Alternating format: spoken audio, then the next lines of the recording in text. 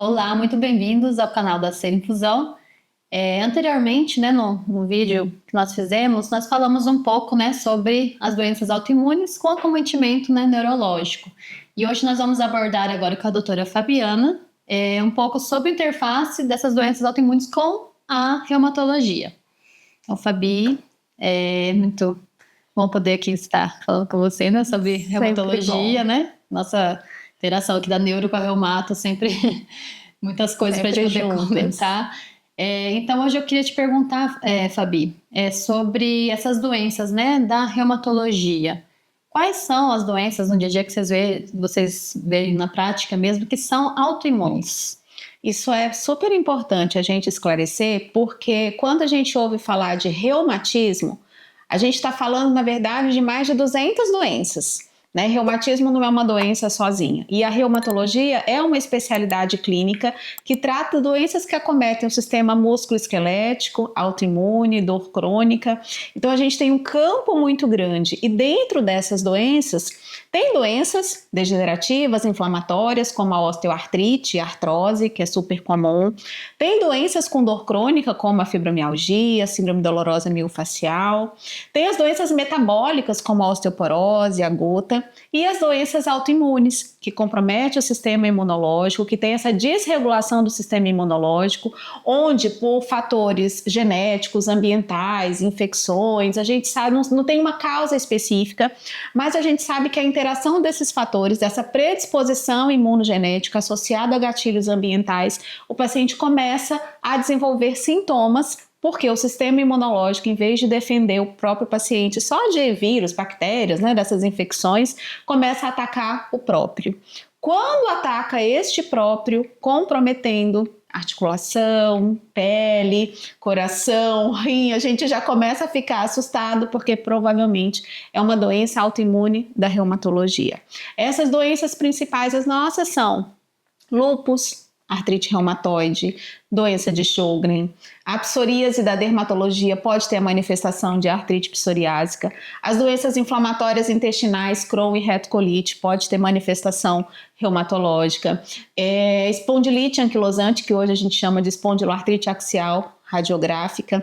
Então, todas essas doenças, lúpus, artrite reumatoide, doença de Sjögren, esclerose sistêmica, que a gente chamava antes de esclerodermia, né, que algumas pessoas até confundem com a esclerose múltipla, são doenças diferentes, com manifestações totalmente diferentes, né?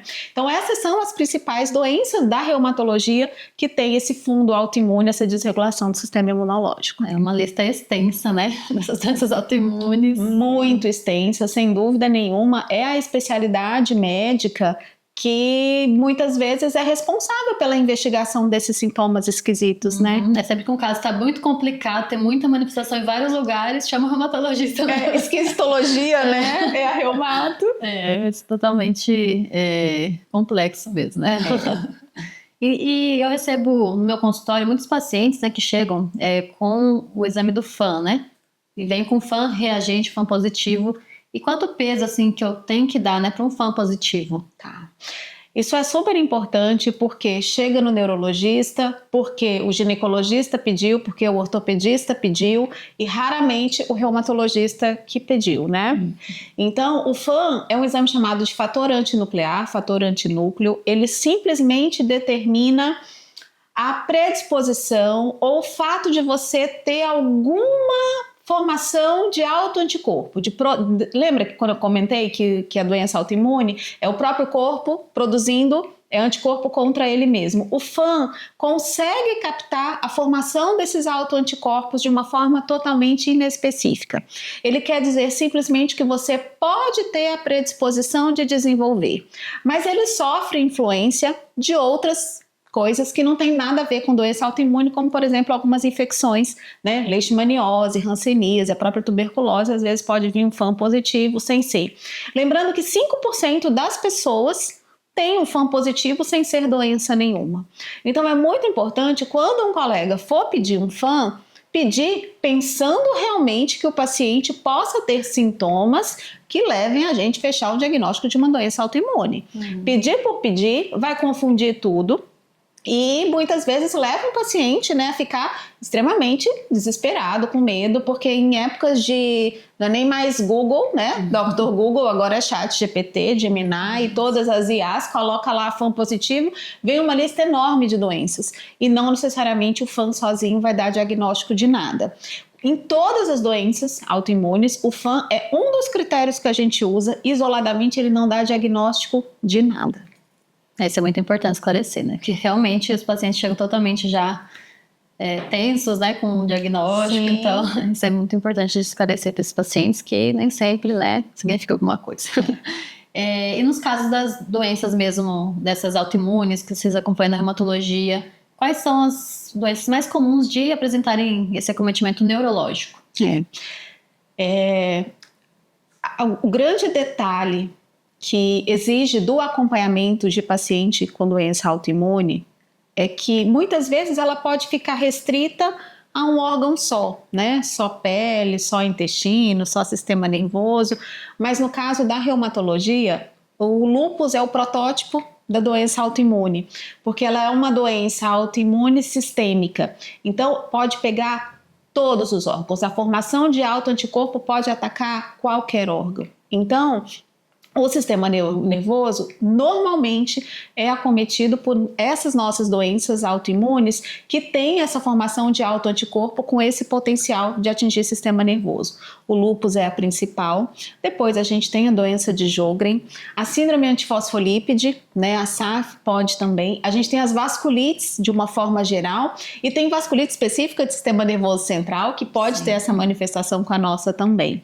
Então, a gente sempre faz essa avaliação a cada consulta, tanto com o questionário, né, dos sinais e sintomas, quanto com exames complementares, para a gente avaliar esse comprometimento, muitas vezes subclínico, e a gente vai precisar sim, né, do acompanhamento, da avaliação do neurologista para avaliar esses exames de imagem, né, ressonância, arteriografia, dependendo do caso, e biópsia, muitas vezes a gente vai precisar, né, mas assim, na maioria das vezes, essas doenças que mais comprometem o sistema nervoso, né, das doenças da reumato que compromete, é lúpus, doença de Sjögren, que faz um comprometimento mais periférico, o lúpus pode ser mais realmente do sistema nervoso central, síndrome antifosfolípide, as vasculites, né, praticamente todas, inclusive a arterite temporal. Acho que são essas. Já dá para assustar um pouquinho com essas. E sempre é importante frisar também essa questão de uma doença autoimune, né, acaba ocasionando um risco maior de ter outra doença autoimune, né? Sim. Então, às vezes, a doença já tem vários sintomas associados, várias possíveis alterações, né? Às vezes o paciente pode desenvolver também uma outra doença em conjunto, que daí acaba confundindo um pouco mais. Confunde tudo. E assim, o paciente com doença autoimune da reumato, doença reumática imunomediada, ele também tem um fator de risco, por exemplo, cardiovascular. Não raro tem hipertensão, dislipidemia, né, pressão alta, colesterol alto, diabetes, que também pode ter comprometimento neurológico, né, neuropatia diabética, né, aumento do risco de derrame, de infarto. Então, gente, independente, você tem uma doença autoimune, tenha também não só o reumato, mas o neuro para chamar de seu, porque em algum momento você vai precisar desse acompanhamento conjunto, dessa avaliação. E esses pacientes aqui, Faber, nascer, né? Os pacientes que têm doenças autoimunes, como que é acompanhamento aqui? Como que é feito esse cuidado? É um privilégio para a gente ter uma equipe extremamente especializada de médicos, enfermeiros, da parte médica, reumatologista, neurologista, dermatologista, e que a gente pode sempre estar discutindo esses casos aqui, né, porta a porta, a gente se encontra nos corredores já, mas além disso, toda a estrutura da clínica de terapia infusional, a gente tem um centro de terapia assistida, onde o foco é cuidar de pacientes com doenças autoimunes. Então, hoje, a evolução dos tratamentos com os imunobiológicos, tanto para as doenças neurológicas autoimunes, quanto da reumato, estão aí com um arsenal imenso. Então, hoje a gente tem disponível não só 1, 2, 3, mas algumas dezenas, se não centenas, né, de imunobiológicos. Então, essa integração entre os profissionais médicos e da equipe multi, com uma enfermagem extremamente capacitada, qualificada, para dar a esse paciente não só o tratamento científico, médico, baseado em evidências, porque isso aí é o básico, mas a gente extrapola esse cuidado com todo o acolhimento, com toda a segurança e garantindo que esse paciente não será abandonado, porque não é tratar a doença, é tratar a pessoa. E o cuidado centrado na pessoa, o cuidado centrado no valor, é o que motiva a gente, né? A estar junto, a querer melhorar, inclusive a estar aqui também, né? Extrapolando as fronteiras do nosso consultório, aqui com vocês no nosso canal do YouTube. Na Ser Infusão, acreditamos em um cuidado completo que une ciência, acolhimento e uma visão integral do paciente. Porque tratar apenas a doença não basta, é preciso cuidar da pessoa. Muito obrigada por nos acompanhar e se esse conteúdo faz sentido para você, deixe seu like, compartilhe com quem convive com doenças crônicas e inscreva-se no nosso canal do Ser Infusão. Até a próxima!